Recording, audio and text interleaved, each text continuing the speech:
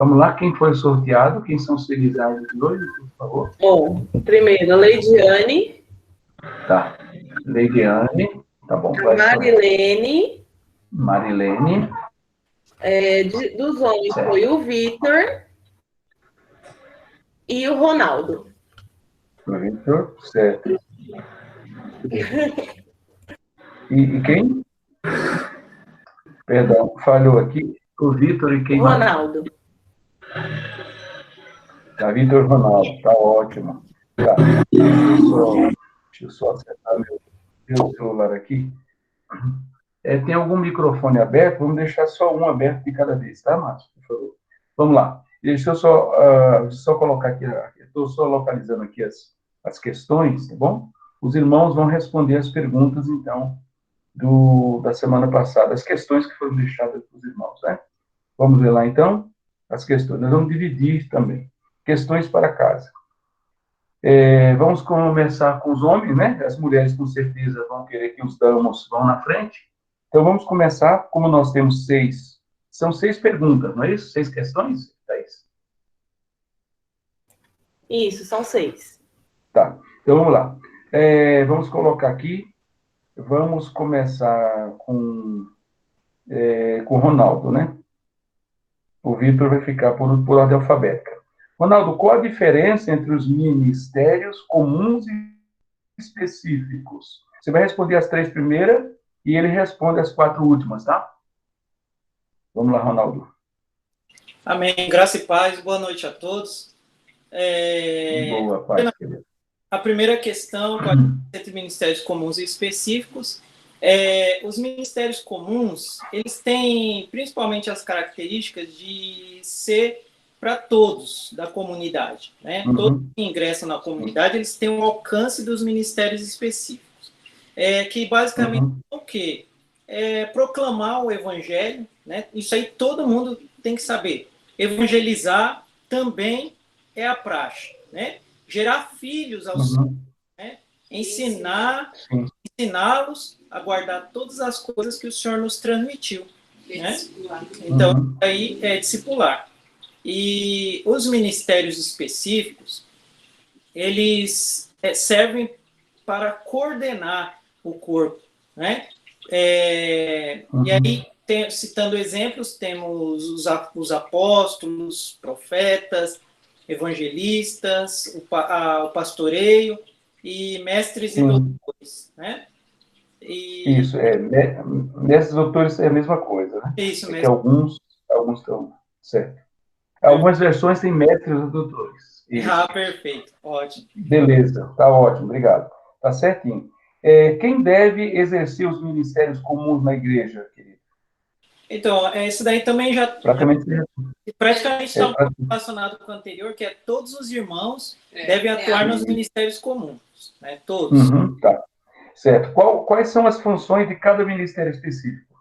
Apóstolo, o que eles fazem? Perfeito. A função de cada ministério específico é de aperfeiçoamento, né? Então, o apóstolo, ele deve governar. O profeta, ele vai mostrar o caminho. O evangelista, ele busca os perdidos, as ovelhas que precisam ser alcançadas, as pessoas, né, que ainda não são ovelhas, né? Até ovelhas também. Pastores guardam o rebanho. Cuidar, né? Cuida, exatamente. Cuida, lida, né? Os mestres, né? Ensina o rebanho. Ele tem a característica da sabedoria. Não é um ensino qualquer, não é um ensino de inteligência. Vindo divinamente do céu. É isso aí. Certo. Muito bem, tá tudo correto. Beleza. Também você tem uma boa universitária do seu lado aí, né? Fica fácil.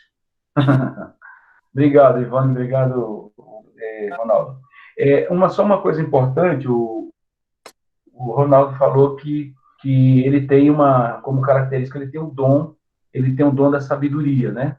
Normalmente, você vê que para cada ministério aqui, exige-se determinados dons, né? Ele precisa ter dons. Ele tem o dom ministerial, mas ele precisa ter dons espirituais, que está lá em 1 Coríntios, capítulo 12. Uma das necessidades que a ferramenta que o mestre tem que ter, normalmente ele tem o dom da ciência. ter o dom da sabedoria, né? Normalmente. O profeta também tem que ter o dom da sabedoria, especialmente. O mestre tem que ter o dom da ciência, principalmente. Mas, às vezes, ele tem também o dom da sabedoria, como o Ronaldo falou. Vamos lá, Vitor. Qual a importância dos ministérios específicos para a igreja hoje? Boa noite, graça e paz a todos, primeiramente. Boa. Amém.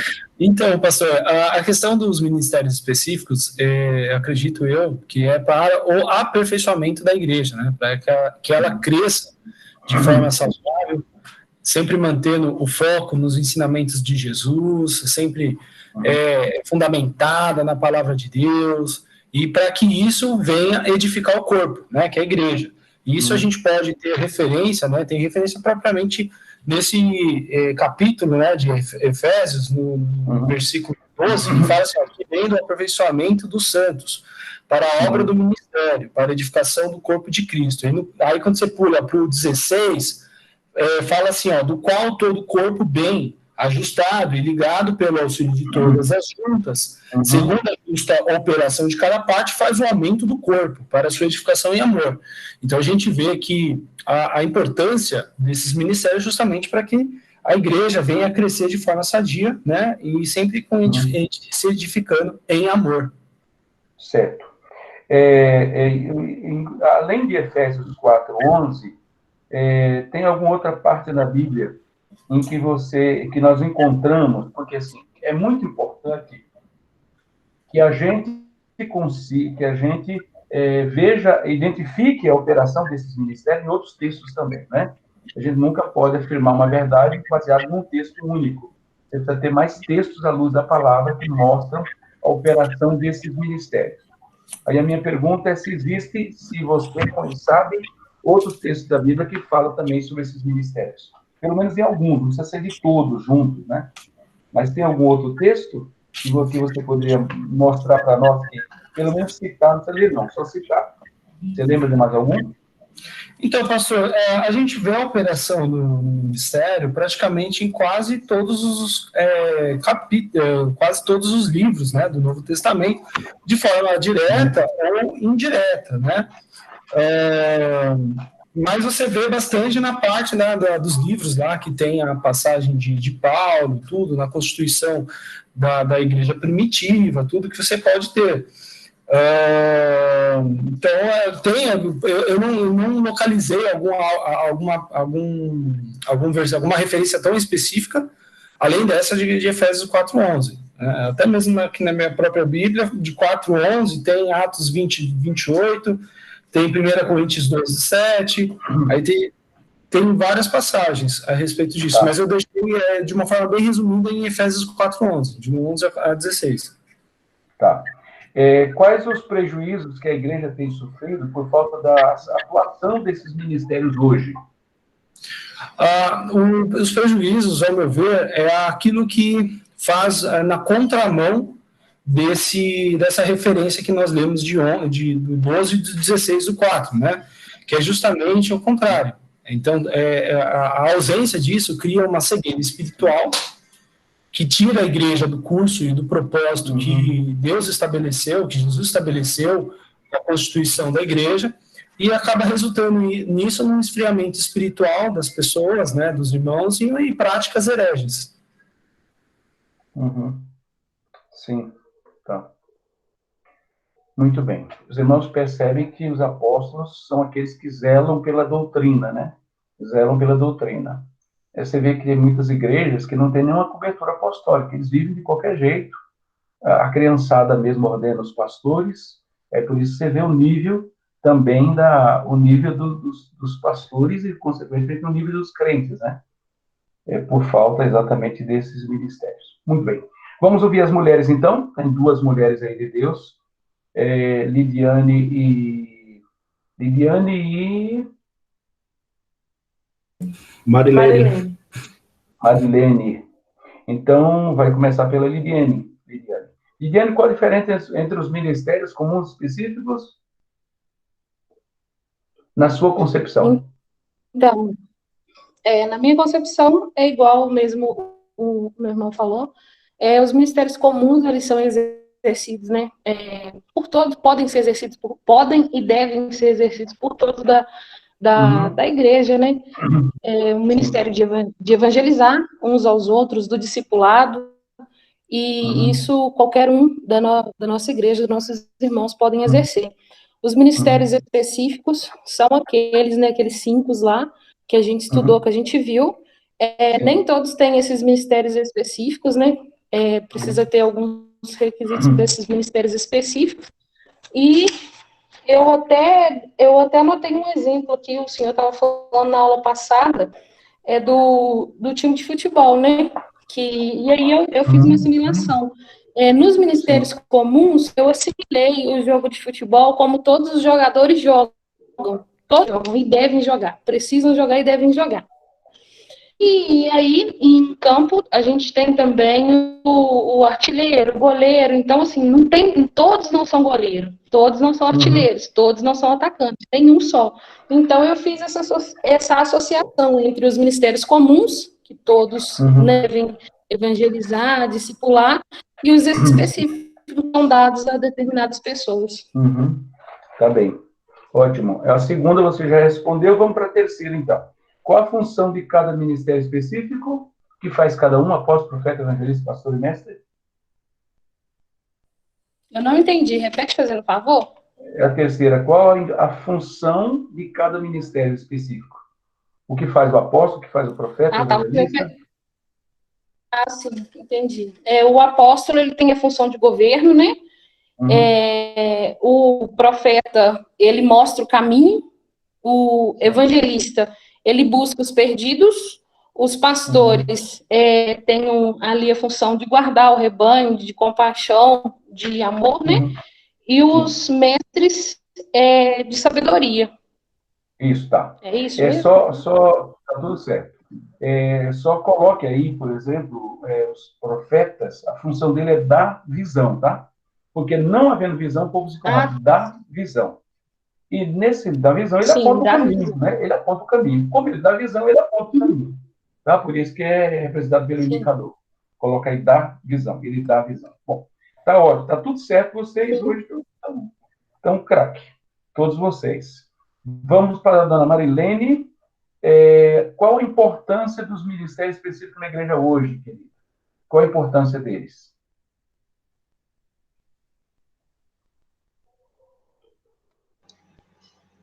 Então, eu coloquei aqui a mesma coisa que o Vitor respondeu, aperfeiçoamento da igreja e crescimento em amor. Tá. Em quais textos da Bíblia você encontra na Bíblia outros textos? Você conseguiu localizar outros textos? Então, eu fiz a lição, né? Então, eu coloquei Efésios 4:11, coloquei Atos.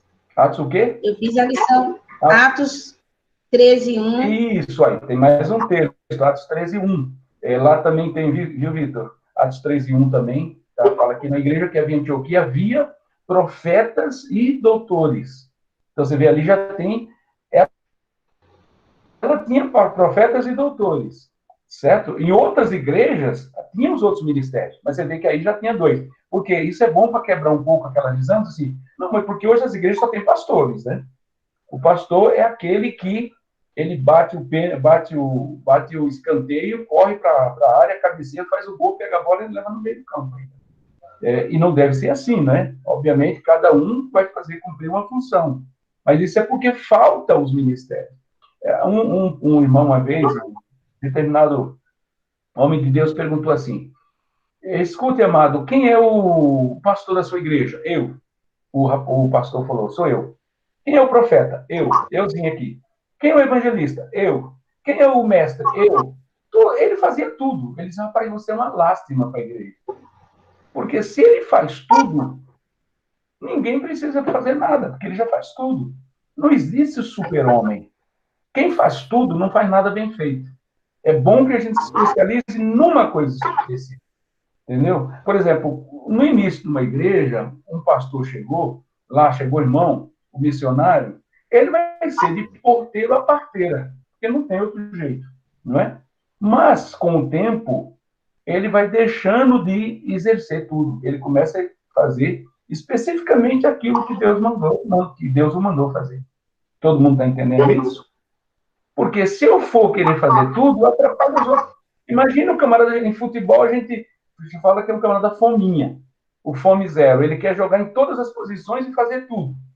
Ele não pode ser zagueiro e atacante ao mesmo tempo. Ele é uma coisa ou é outra. Entendeu? Então, na igreja também nós temos. Quem é o atacante da igreja? São os evangelistas, que vão estar sempre na frente, na linha de frente, ganhando alma, fazendo gol contra o inferno. Entende? Agora, o pastor já joga na zaga, porque se ele não guardar o rebanho, não adianta o evangelista ganhar se ele não cuida, ele perde tudo. Você não entende? Cada um faz a sua função. Vocês estão entendendo, amados? Todo mundo está entendendo? Sim. Tá aí a Amém. última. Então, é muito importante isso. E vocês precisam orar, inclusive, para Deus levantar esses homens na igreja. Certo? E Deus, como diz o Jamê, o grande perigo da gente orar é Deus responder e contar com a gente, né?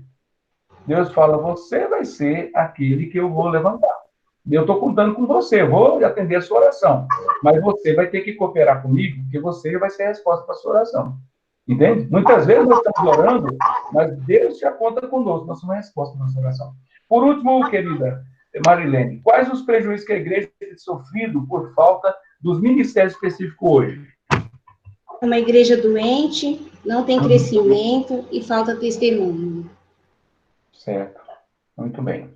Alguém quer acrescentar algum outro prejuízo aí para a igreja hoje? O esfriamento espiritual, né, Jardim? Uhum. Ô, José, perdão. A má formação dos ministérios comuns e ministérios específicos, essa distância, né? Soa uma música que não é harmoniosa, né? Resulta na fraqueza espiritual, nos cegos, né? Os que dormem na fé, como diz lá na Santa Ceia, né? Por isso que há muitos que dormem, né? Porque não tem aquela discernimento do corpo, né? Daquilo que nós estamos querendo viver, né? Praticar. Muito bem, tá certo. Alguma dúvida aí, queridos, em tudo que os irmãos falaram? Está tudo muito bem? Vocês compreenderam bem, responderam bem. Alguma pergunta de alguém aí? Tá bem claro para todo mundo? Tá. Então, vocês estudem, porque qualquer hora vocês podem ser sorteados, tá bom? Cada semana. Assim, vamos excluir o nome de quem já falou, viu, querida? Para não repetir, tá, Thaís? Não, pastor, deixa todo mundo mesmo, pastor. Não, pode excluir os nomes de todos que foram sorteados, já estão fora, tá? Você vai tirando esses nomes, deixa os nomes só de quem não foi sorteado agora, tá bom, querido? Certo, hoje mesmo, na hora que eu fui sortear os homens, saiu... O problema é só que quem já estudou pode ficar folgado e dizer, eu já fui mesmo, agora não vou ser chamado, aí não estuda. Então, vamos pensar melhor essa possibilidade aí, talvez tenha que deixar o nome de todo mundo. Só que os folgadinhos, como o Júnior, que não foi sorteado ainda, continua folgado, né? Porque sabe que vai demorar mais. Bom, deixa eu só ler um texto aqui, amados. Olha, procurem sempre responder sempre com base bíblica, tá? Porque a minha palavra e a sua não tem força, não tem autoridade se não estiver baseado na Bíblia, tá? Se não estiver baseado. Pessoal, deixa eu perguntar aqui, falar com vocês também. O mesmo pedido que eu faço lá no Guarapiranga, na reunião geral, eu faço aqui. Que todas as câmeras estejam abertas, tá bom? A não ser aqueles irmãos que tem que optar entre a câmera e o áudio, porque se quiser abrir a câmera, ele não consegue, tá? Se não, deixe aberto, que a gente quer ver você. Você reflete, você é a imagem de Cristo, você expressa a beleza de Cristo. E a gente quer que a beleza de Cristo esteja sempre diante de nossos olhos, tá bom? A não ser que você tenha algum problema, tenha alguma dificuldade, então você já explica pra gente, tá bom? E a gente deixa você ficar à vontade. E se você não conseguir, por algum motivo, não tem problema não. Mas, o quanto for possível, é bom que você esteja. O Jamê estava me mandando um protocolo que eu cobrei dele, né? Ele me deu um puxão de orelha, e eu falei, Jamê, acho que é muito bom esse protocolo que você falou. Ele estava dizendo o seguinte, que na internet, a gente está acostumado com esse mundo virtual, mas existe uma etiqueta, né?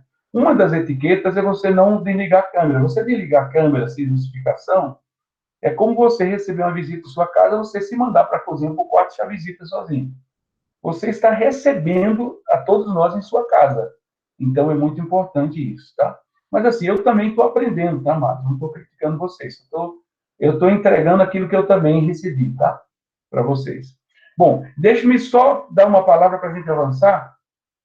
Com relação à base bíblica, como eu disse, procure sempre responder à luz da Bíblia. Sempre você precisa estar pronto para responder com mansidão e temor, a razão da esperança que é em você. E a Bíblia é a nossa melhor, a nossa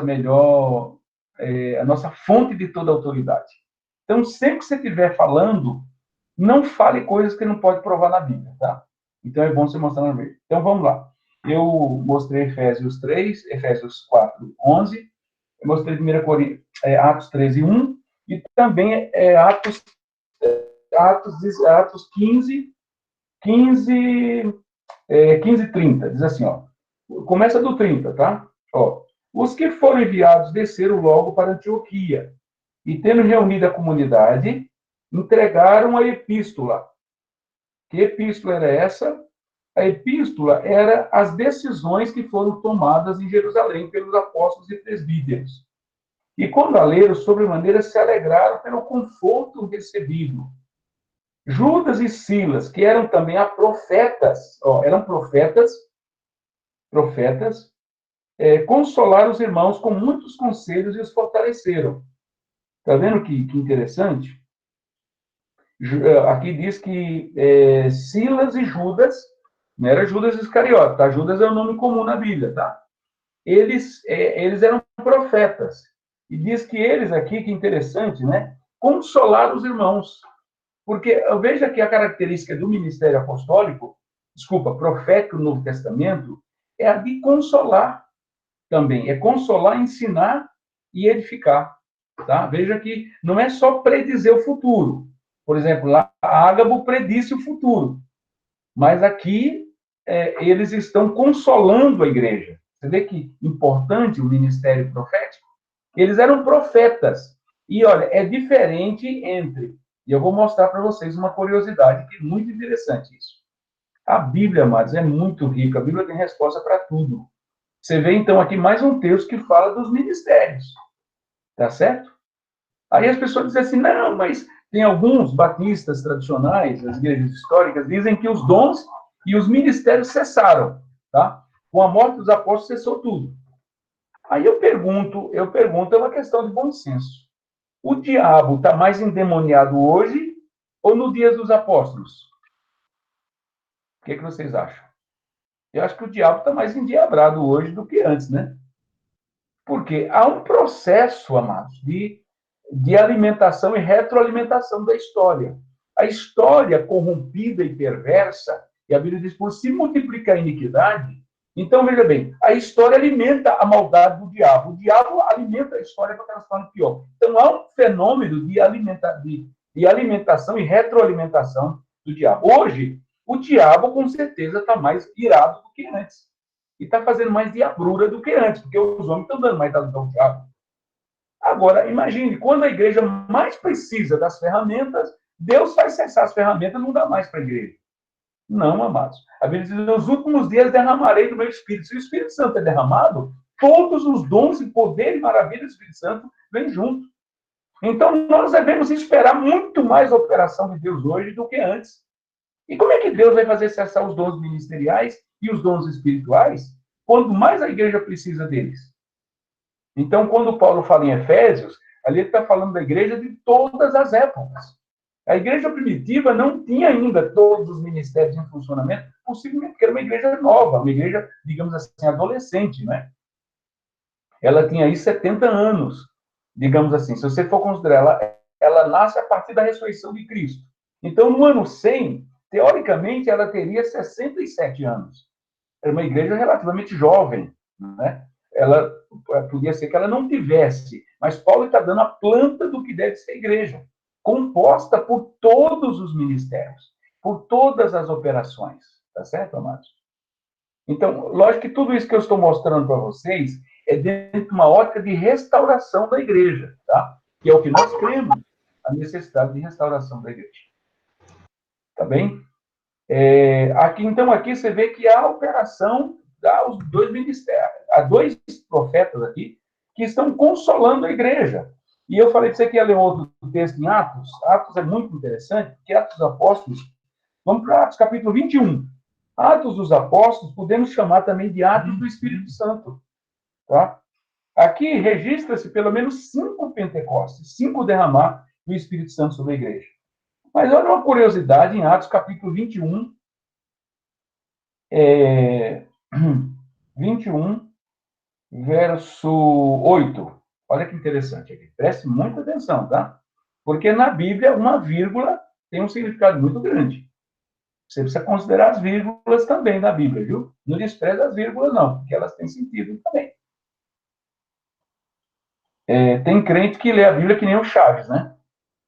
Ele não põe ponto, não põe vírgula, não põe nada. Vai pulando tudo. Ele não considera nada. Você não pode ler a Bíblia como Chaves, por favor, né? Que ninguém entende nada, nem você entende. Você tem que ler a Bíblia de maneira correta. Amém? Diz assim, no dia seguinte, Atos 21:8. No dia seguinte, partimos e fomos... Aqui mais um texto, tá? Dos que eu falei que tinha base bíblica isso aí. No dia seguinte, partimos e fomos para Cesareia. E entrando na casa de Filipe, o evangelista, tá? Filipe, o evangelista. Interessante, no evangelista Filipe. Filipe, o evangelista. Guarde uma coisa. Quando o nome vem antes, o que vem a seguir é função. Quando a função vem primeiro, o que vem a seguir é título. Tá? Filipe, o evangelista. Você nunca vai achar na Bíblia, como nós falamos erroneamente, o pastor fulano e tal, o evangelista Antônio. Eu vejo, às vezes, um programa de rádio, o irmão está falando, porque o evangelista, porque o evangelista, porque o evangelista, porque o evangelista. E você não chamar o camarada de evangelista, para ver que ele fica fera com você. Você tem que falar a posição do camarada, o prefixo do que ele atingiu. Isso não existe na Bíblia, amados. Os irmãos se chamavam pelo nome, não chamavam com título nenhum, porque isso é título. Então, o Filipe, o evangelista, você vê aqui, o evangelista que está falando da função dele. Guarde isso. Sempre que na Bíblia vier o nome primeiro, o que vem a seguir é função. Quando a função vem primeiro, o que vem a seguir é título. Desculpa. Digamos, o nome vem depois, o que vem primeiro é título. Mas você nunca vai encontrar isso na Bíblia. Tá? Deu para entender ou está confuso? Deu para entender? Pastor, repete para mim, por favor. Então, aprenda uma coisa. Sempre que o nome vier primeiro, o que vem a seguir é função.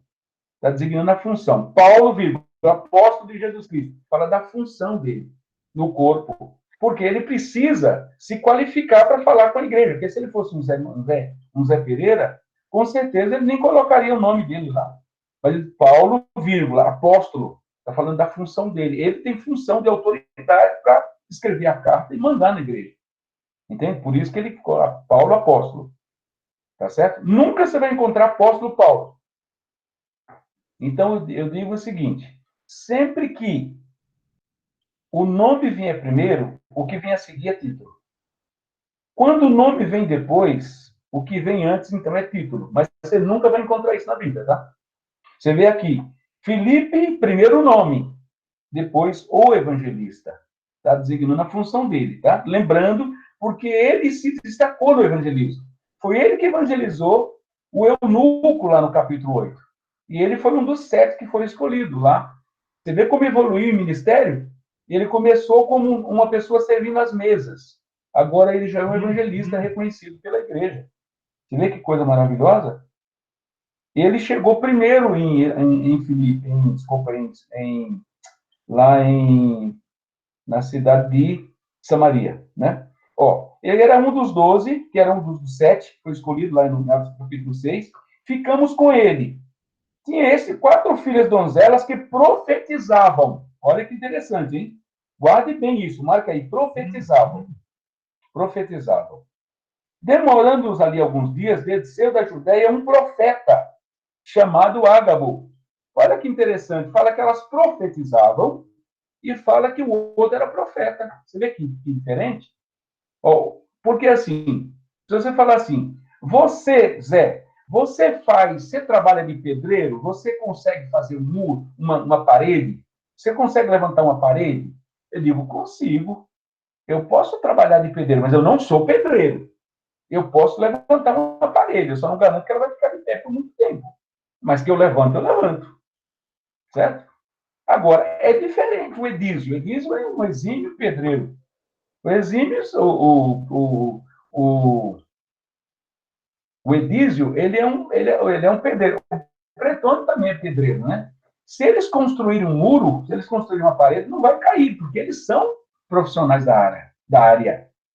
Então, uma pessoa pode fazer serviço de pedreiro e não ser pedreiro. Uma pessoa pode profetizar sem ser profeta. Aqui, veja bem, elas profetizavam, elas tinham o dom de profecia. É diferente ter o dom e ter o ministério. Ágabo tinha o ministério de profeta. Entendeu? Agora, qual é a confusão que tem nas igrejas pentecostais? Que uma pessoa que não é profeta se arroga a posição de profeta e quer mandar na igreja, direcionar a igreja até o pastor. Esse é o problema. Você entendeu? É diferente. Uma pessoa que recebe o dom de profecia, ela pode profetizar. Mas você veja que aqui, embora fossem profetas, elas não profetizaram para Paulo. Quem profetizou foi o profeta, e não as moças que tinham o dom de profetizar. Certo, queridos? Então, é diferente entre eu ter o dom e eu ter o ministério. Para ter o dom, eu me converti hoje, se eu recebi o batismo do Espírito Santo, eu já profetizo hoje mesmo. Eu já vi gente profetizar no mesmo dia. E em Atos, cheio de casos desses, que profetizou no mesmo dia. Agora, eu já sou um profeta? Não. Então, para profetizar, no dia que eu recebo o dom do Espírito Santo, eu posso profetizar.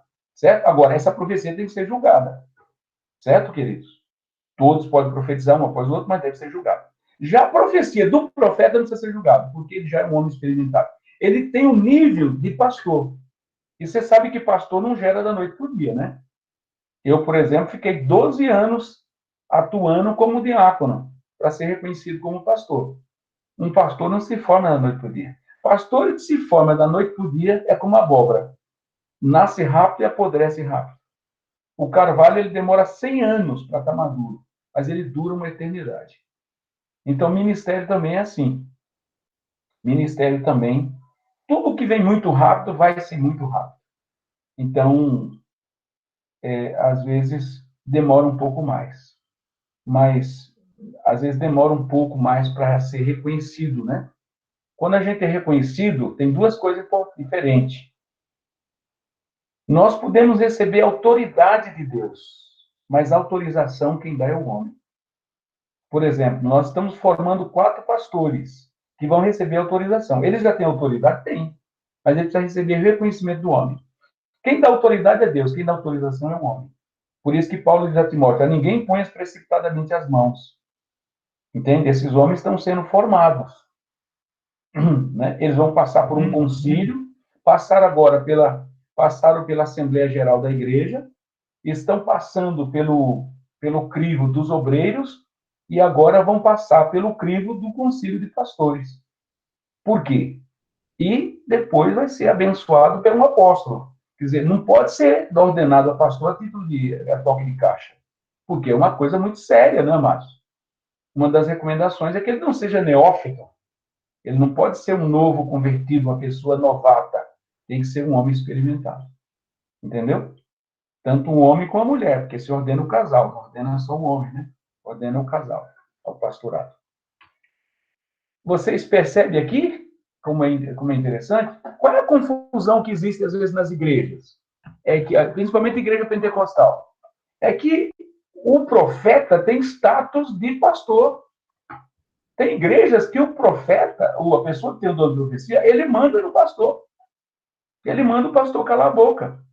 Só que o pastor é a autoridade suprema na igreja local, né? E não deve haver um só, é bom que tenha no mínimo 2, tem um ministério plural, mas dependendo de uma igreja, a igreja está nascendo, ela não vai ter 2 pastores, não tem nenhum. Né? Tem lá um missionário que está trabalhando, mas não tem ninguém ordenado ainda, certo? Então, mas veja bem, tem uma pessoa que responde por aquela congregação, né? Ele é uma autoridade ali, ele é uma autoridade. Se Jesus escrevesse uma carta, iria para ele, aquela carta, né? Ele, como anjo da igreja, entregava aos presbíteros as cartas, né? Era entregue aos presbíteros das igrejas. Não era ao presbítero ou ao pastor, porque normalmente tem, né? Tem ali, tem um grupo. Agora, tem igrejas que, obviamente, que não tem não tem ministério plural ainda, né? O nosso alvo é que cada congregação tenha, no mínimo, 2 pastores, né? Mas é lógico que uma congregação pequena não precisa ter 2 pastores, pode ter um só, né? E ele exerce o governo com outros irmãos que estão do lado dele, certo? Deixe-me observar mais uma coisa aqui, lá no capítulo 15, quando foi feito o primeiro concílio de Jerusalém, em Jerusalém, eles levavam as decisões que foram tomadas, aqui no caso, os profetas. Olha só que interessante. Olha que interessante que eles traziam muitos conselhos, o verso 32, e fortaleceram os irmãos, né? Receberam conforto e conselho. Interessante, né? No 31 e 32 do capítulo 15 de Atos. Nós estamos em Atos, tá? E deixa-me ver aqui, que eles passavam no capítulo 16, agora. 16.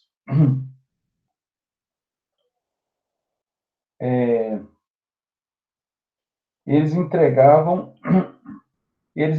aqui aos irmãos, né? Aqui a gente não pode precisar, porque irmãos podem ser os pastores também. Mas eles entregavam aos irmãos as decisões no capítulo 16, verso 1. Veja que ele tinha decreto, viu? Entregava os decretos no verso 4, para serem observados as decisões tomadas pelos apóstolos presbíteros em Jerusalém. Assim as igrejas eram fortalecidas na fé e dia a dia aumentavam em número. Tá? Então, é muito interessante aqui, isso. Tá? Só alguma curiosidade. Mas é muito interessante, quando o irmão me mostrou isso, eu fiquei muito, muito fortalecido, porque ali eu percebi a diferença entre o ministério profético e o dom profético, tá? Que não são iguais, tá? Não são iguais.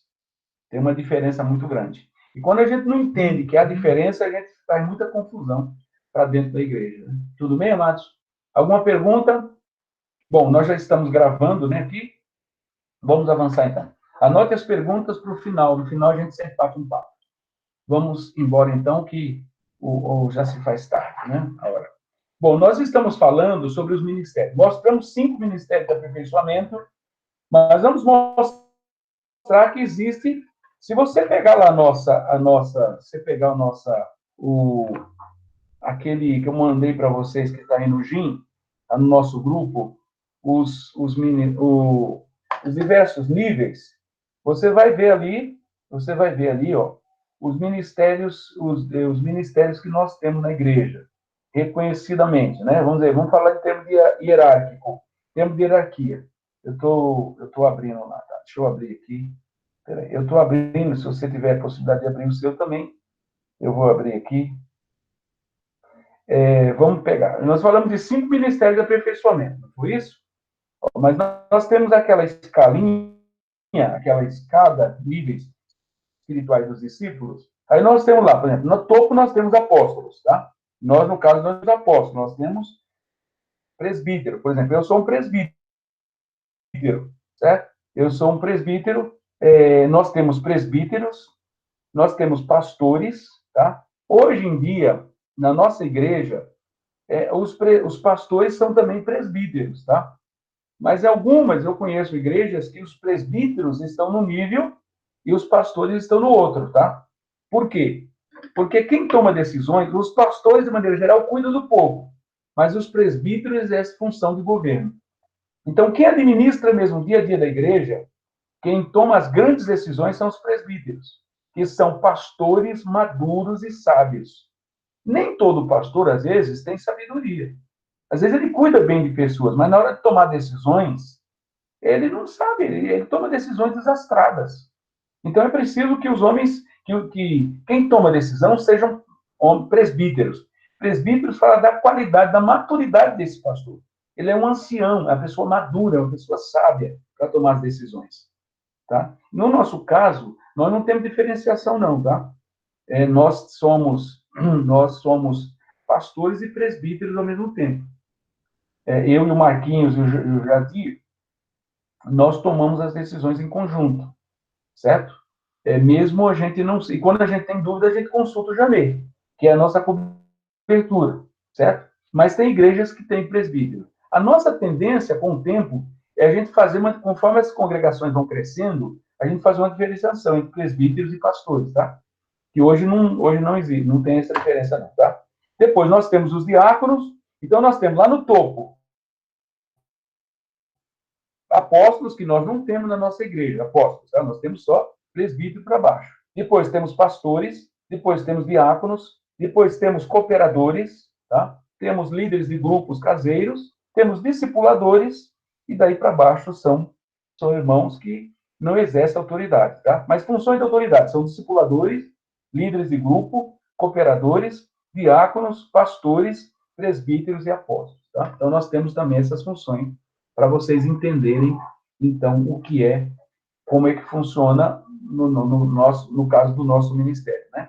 Do nosso ministério, de todos nós, vocês também. Como é que funciona essas funções aí, tá bom? Daqui a pouco eu abro para perguntas, para vocês fazerem as perguntas que forem interessantes, tá bom? Bom, como é que nós exercemos qualificações para exercer qualquer ministério na igreja, tá? Então, tem qualificações gerais e tem qualificações específicas para cada ministério, tá? Além desses ministérios, nós temos, além desses ministérios que, digamos assim, vamos falar que são ministérios de aperfeiçoamento, tá? Vamos dizer que todos esses ministérios são ministérios que vão trabalhar e aperfeiçoar a igreja, vamos dizer assim. São ministérios espirituais ou ministérios de aperfeiçoamento. Agora, nós temos 13 outros ministérios no Guarapiranga, 13 ministérios, que são ministérios de serviço, de apoio, de serviço aos irmãos, tá? Mas, assim, nesses que eu apresentei para vocês, tem qualificações. O que são qualificações? Por exemplo, uma empresa, ela coloca lá, precisa-se de... Antigamente tinha as plaquinhas lá, precisa-se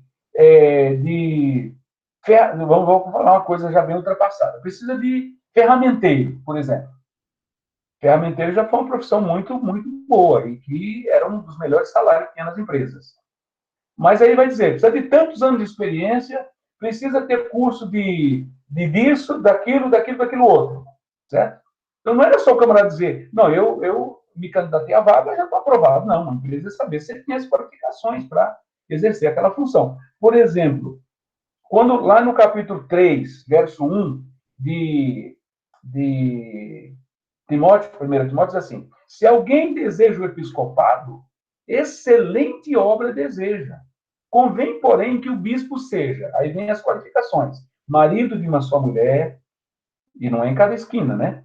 Marido de uma só mulher, que governe bem a sua casa, que ele tenha bom testemunho dos que estão de fora, que crie os seus filhos em sujeição. Então, vai falando uma série de qualificações. Não pode ser qualquer um. O camarada vestiu terno e gravata, pregou bem, já pode ser pastor. Tem um carro bonito, bom, já pode ser pastor. Não é assim. Exige-se qualificações específicas para esse ministério. Os irmãos entendem? Isso é muito importante. Então, para cada ministério, um apóstolo, lógico que se exige muito dele, né? A quem muito é dado, muito é cobrado. Esse é o princípio bíblico. Para cada um desses ministérios tem qualificações específicas. Eu não posso querer um ministério sem ter qualificação para ele. Para exercê-lo, eu preciso ter qualificações. Vamos, então, às qualificações que vão estar todo naquela apostilinha de integração na vida da igreja, tá? Depois vocês vão receber. É que eu estou preparando. E tem muita coisa que a gente está colocando lá. Tudo isso que eu estou ministrando para vocês vai estar sintetizado numa apostila, tá? Mas nós estamos preparando ainda. É muita coisa. Vamos lá. Então, qualificações para exercício dos ministérios que eu falei. Qualificações para exercício dos ministérios. Vamos lá. Vamos falar aqui sobre essas qualificações. O que é que eu preciso para exercer, então, essas funções aí? Quando você tiver a apostila, você vai ver o que faz cada um deles, tá? Mas, basicamente, isso é isso. Acho que vocês já sabem o que cada um deles faz. Nessa apostila também vai ter a descrição do ministério de cada um, tá? Bom, o que é necessário, então, para exercer o ministério na igreja? Qualquer ministério. Em primeiro lugar, ter nascido de novo, né? Porque se não nasceu de novo, a pessoa nem existe no reino de Deus. João 3,3, necessário nascer de novo. A segunda característica, ser batizado nas águas. Porque quem não foi batizado nas águas não nasceu ainda, né? Ser batizado nas águas. Não é salvo. Quem querer for batizado será salvo. 3, ser membro da igreja local. Precisa ser membro. Depois eu vou tirar uma cópia e mandar para vocês, tá? Aí vamos pagar para vocês aí. Eu vou tirar uma cópia aqui e vou mandar para vocês. Peraí, acho que eu vou tirar já a cópia e o nosso querido Anderson já vai colocar aí para vocês, tá? Deixa eu só tirar uma foto aqui para vocês. Peraí, eu vou tirar uma foto. Vou tirar uma foto e vou mandar para vocês aí. É rapidez. Peraí. O Anderson vai projetar para vocês. As qualificações aí, tá? Vamos lá. As qualificações. Vamos lá. Vou mandar aí. Vamos ver se vai sair bom. Pronto, Anderson, eu mandei para você. Bom, vamos continuar aqui. O Anderson vai projetar na tela aí, tá? Ser membro da igreja local, obviamente, tem pessoas que, né, não adiantou, por exemplo, caiu de paraquedas, eu já quero exercer o ministério. Já teve pessoas que chegou na igreja, eu quero exercer determinado ministério. Então, ele Pastor, precisa ser membro da igreja. Oi. Se ele puder depois jogar no grupo pra gente, também é bom. Sim, nós vamos jogar no grupo, pode ficar tranquilo, vamos jogar. Tá? Pastor, eu não recebi não, viu? Hã? Dá uma olhadinha se foi enviado, porque eu não recebi. Agora foi, desculpa. Eu pensei que ele já tinha ido, mas ele é lerdo e eu sou ignorante. Por isso que eu tive um problema aqui, nós dois não entramos no acordo. Agora foi. Vamos lá. Bom, então é preciso ser membro da igreja local, né? Lógico, precisa ser membro, você está ligado à igreja local, e a gente apresenta, a pessoa ora por ela e tal, né? Precisa ser membro da igreja local. Bom, você sabe, tem gente que não para em igreja nenhuma, está para lá e para cá, para lá e para cá. Veja bem, amados, e eu não estou criticando quem anda, às vezes, porque, às vezes, as igrejas hoje, infelizmente, as igrejas estão no caos, estão muito tristes. Então, às vezes, a pessoa não dá para ele ficar, a gente não pode nem criticar a pessoa por ele não estar numa determinada congregação, porque dele mudar de congregação, porque, infelizmente, as igrejas não ensinam o que tem que ensinar. E muitas vezes não foca no que deve ser focado, né? E então fica muito complicado. Às vezes a pessoa precisa sair peregrinando, buscando uma congregação que ensine alguma coisa para ele, para que ele cresça na graça e no conhecimento de Deus. Então a gente não pode criticar uma pessoa que às vezes, né, está em busca de uma congregação. E eu sempre, quando alguém chega na nossa congregação, eu digo assim, querido, você não precisa se membrar de pronto. Você pode, acho que não está muito bom, eu vou mandar outra, viu, Anderson? Às vezes não dá para a pessoa de pronto se membrar, porque... Deixa eu ver se vai melhorar mais. Às vezes não dá para se membrar de pronto, porque, infelizmente, as igrejas não são aquilo que deveria ser. Vamos ver se a segunda ficou melhor. Então, é muito importante que ele seja membro da igreja local. Ele precisa estar sendo discipulado. É muito importante. Ele tem um vínculo que ele está recebendo de alguém. Por quê? Até aí, ele está exercendo autoridade. Para que eu exerça autoridade sobre alguém, necessariamente eu preciso estar sendo discipulado. Não é, queridos? Porque senão é como aquela criança. Agora melhorou um pouco mais. Está sendo discipulado. Está vendo? O quarto lugar. Está sendo discipulado. Se eu não recebo, se eu não estou recebendo, como é que eu vou passar, né? É como a criança, eu sempre digo assim, para que eu tenha autoridade, eu preciso estar debaixo de autoridade. Alguém que não ouve ninguém não merece ser ouvido. É como a criança, um menino disse que o menino que era muito peralta. Ele aprontava todas, né? A gente diz assim, era um macaco com gilete. Imagina um macaco com gilete, né? Do jeito que ele pula, imagina que ele com a gilete na mão, o estrago que ele não faz. Então, tem umas crianças que não são crianças, são criança. E esse menino era muito peralta. Vendo quando o pai chegava, a vara no lombo dele, né? No foreves dele. o pai chegava a vara no menino. E aí, um dia, o menino, o pai teve que corrigir, dar um corretivo nele. Aí ele chorou, se consolou, enxugou os olhinhos, foi lá e disse: pai, quero fazer uma pergunta para o senhor. Falei: pode falar, filho. Sempre que eu erro, o senhor me bate. Agora, quando o senhor erra, quando é quem é que bate no senhor, hein? Já pensou? O menino é esperto. Então, quem está discipulando, precisa ser discipulado. Porque quando ele erra, quando o discípulo dele erra, ele vai corrigir. E quando ele erra, quem vai corrigi-lo? Então, quem não está sendo discipulado, não pode discipular. Porque todos nós precisamos apanhar. De vez em quando, a gente precisa apanhar um pouco também, né? Nós precisamos ser corrigidos. E quem é que vai nos corrigir? Se a gente não está sendo discipulado. Então, é uma condição para exercer o ministério estar sendo discipulado por alguém. Quem vai dar o aval, inclusive, é o discipulador. Vai dizer: não, olha, eu estou acompanhando ele é um homem que lê a palavra, é uma mulher que ama a Deus. Amém, querido. Ele vai poder exercer esse ministério tranquilamente. Estar frequentando assiduamente algum grupo caseiro é muito importante, né? Ter comunhão com todos os irmãos, né? A Bíblia diz: se o teu irmão, se for apresentar uma oferta, Mateus 5, 22 a 25, e lembrar que o teu irmão tem alguma coisa contra ti, você deve deixar lá e deve ir acertar primeiro com o seu irmão, né? Eu não falo com ninguém.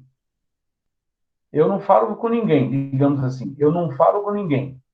E, de repente, eu não cumprimento as pessoas, sou grosso, mal educado. Então, como é que eu vou exercer o ministério? Não falo, tenho um problema com um, com outro irmão, não resolvo. Eu preciso ter comunhão com todos os meus irmãos. Preciso estar em comunhão com todos, né, Mário? Porque senão eu não posso nem apresentar minha oferta a Deus. Não posso nem cantar na igreja. Se eu tiver de mal com algum irmão, eu preciso resolver, sentar com o irmão. Se o irmão é difícil, eu vou chamar um outro. Vou procurar, mas eu vou resolver. Né? Tem irmãos que são difíceis mesmo. Mas é muito importante que eu esteja em paz com meus irmãos. O quanto esteja em vós, tem de paz com todos. O quanto depende de vocês. Então, ter comunhão com todos os irmãos. Amém, queridos? É muito importante isso. E outra coisa que eu vou falar para vocês, para a gente ir encerrando, é que eu preciso ser dizimista. Essa é outra coisa importante. Ser dizimista fiel. Isso é muito importante. Por quê?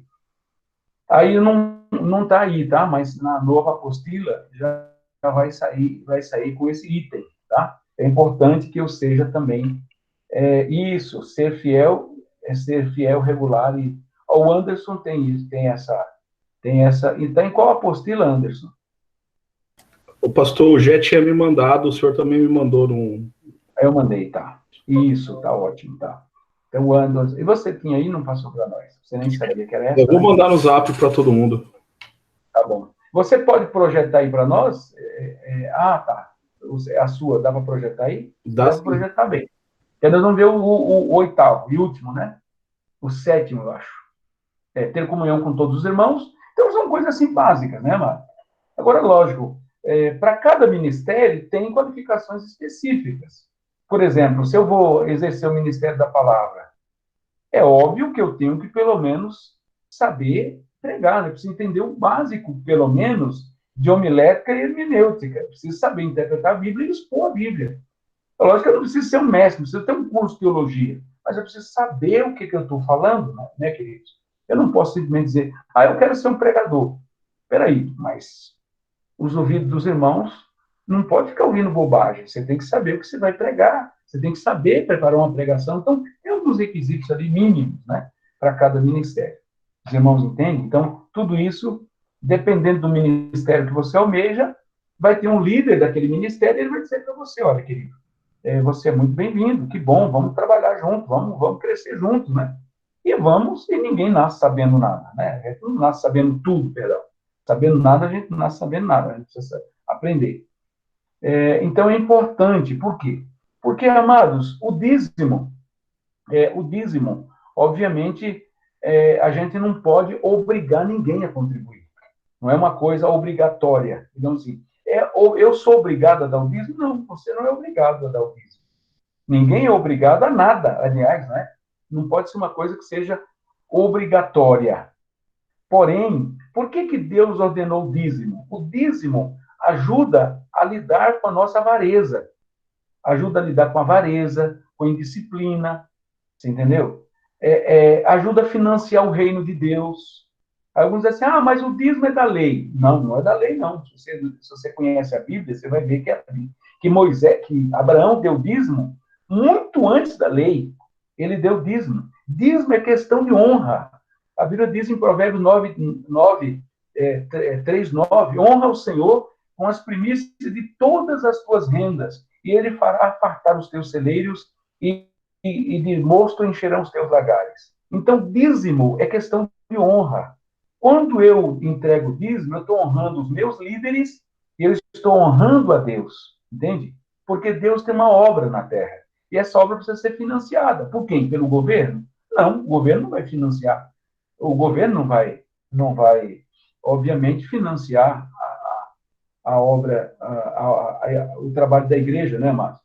Então, é importante ser fiel e regular e constante dizimista. Ser fiel, regular, porque não adianta entregar o dízimo, vou entregar daqui a um ano só, vou entregar a outra parcela do dízimo. Ser fiel, regular e constante dizimista. Tá? Também eu coloco nessa nova apostila, tem Mateus 23:23, quando Jesus diz assim, deveis fazer essas coisas e não omitir aquelas. Então, o dízimo é bíblico, Mateus 23:23, tá? Então, eu preciso entregar o dízimo. Deus é tão bom que só exige 10% de tudo que Ele me dá, Ele me deixa ficar com 90% daquilo que Ele me dá, eu só devolvo 10%.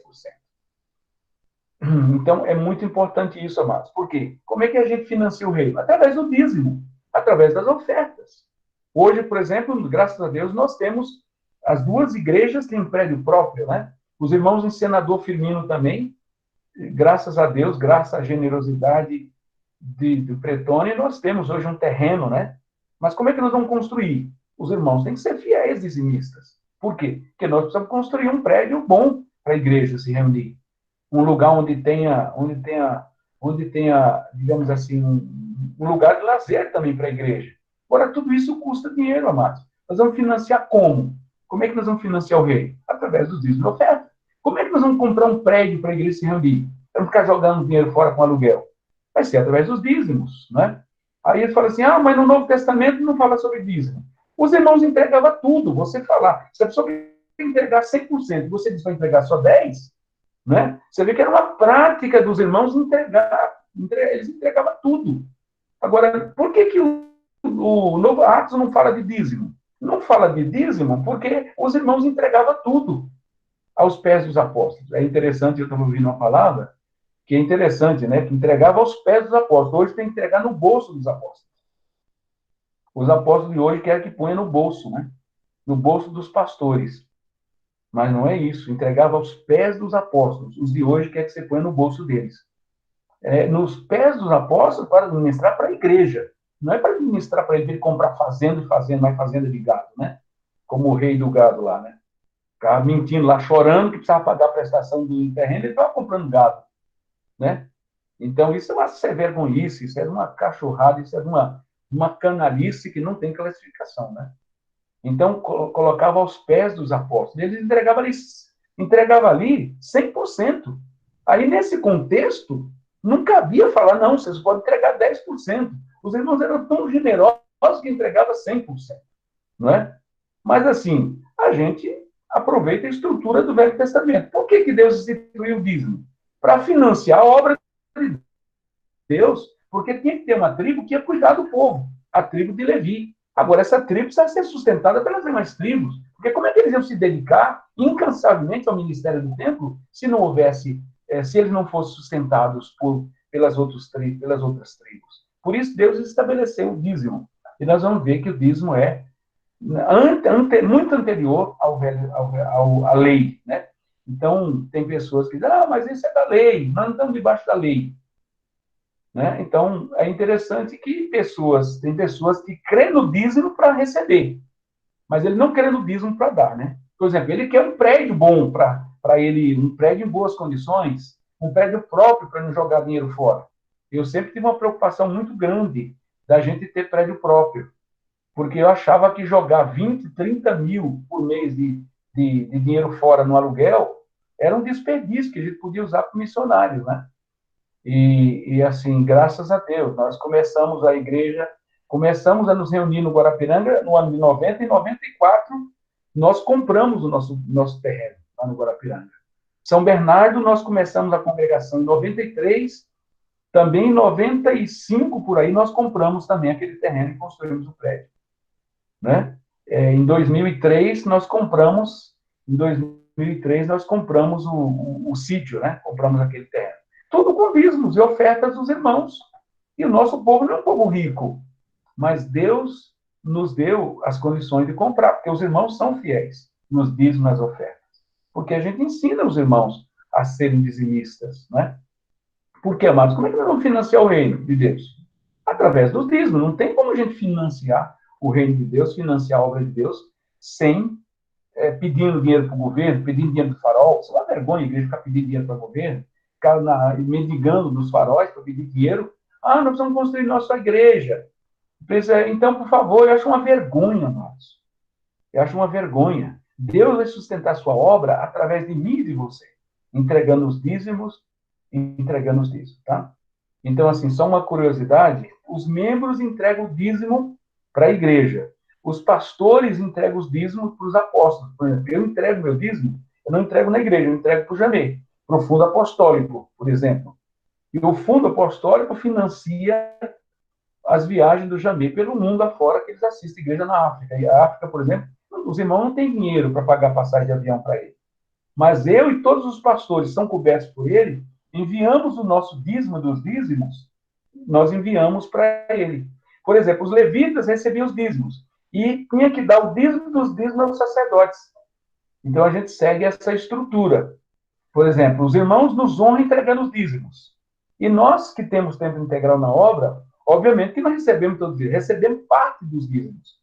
Mas aí damos, de tudo que nós recebemos, nós damos 10% também para o Jamê, para aquele que nos dá cobertura. Entende, amados? Então, uma das condições para exercer qualquer ministério na igreja é que seja dizimista fiel. Essa é uma das qualificações. Por quê? O dízimo nos ajuda a lidar com a avareza. Para que Deus estabeleceu o dízimo? Para matar a serpente que tem no bolso de cada um de nós. Então, Deus manda entregar só 10%. E como Deus é justo, amados. Porque imagine se Deus estabelecesse um valor X. Para ser crente, você tem que dar, todo mês você tem que dar R$1.000 na igreja. Coitado, e aquele pobrezinho daquele irmão que tem um salário mínimo? Como é que ele ia fazer? Então, Deus estabelece que você faça o bolo e divida o bolo em 10 pedaços e dê um só para o Senhor. O que é muito pouco. Né? Os comunistas, por exemplo, doavam 20% dos salários dele para financiar a causa socialista na Terra. Nesse sentido, eles são mais crentes do que nós, né? Eles creem mais no socialismo do que muitos crentes. Tem muitos crentes que não entregam o dízimo. Graças a Deus, em nossas congregações, eu diria que 90% dos irmãos são dizimistas, né? Eu não sei em Senador Firmino qual o percentual, mas aqui em São Paulo, pelo menos 90%, diria que 90% dos irmãos são dizimistas. Graças a Deus por isso. É por isso que a gente tem prédio próprio nas duas congregações e a gente conseguiu comprar aquele sítio, né? E agora vamos começar a construir no sítio também um local para vigílias, para retiros e encontros, para lazer também, né? Mas graças à fidelidade de nossos irmãos, não é? Graças à fidelidade de nossos irmãos. Então, amados, essa é uma qualificação muito importante para quem deseja exercer os ministérios, tá? Aqui, essas qualificações específicas aqui é para quem vai atuar no Ministério da Palavra, tá? Então, são só as qualificações gerais, são essas 6 aí, né? Qualificações gerais, desculpe, 7 qualificações gerais, tá? E agora, específico depende do ministério que a pessoa vai exercer. Se eu quero ser um evangelista, obviamente que eu tenho que ter dons específicos para isso, para esse ministério. Tudo bem, amados? Então, com isso eu encerro aqui, tá bom? E nós vamos abrir para perguntas. Quando a gente encerra, eu quero apenas orar, por isso queria que um dos irmãos orasse, mas já encerramos aqui, eu faço o encerramento, encerro aqui para a gente partir para as perguntas. Por hoje é só, estamos encerrados, pode cessar a gravação aí, Anderson.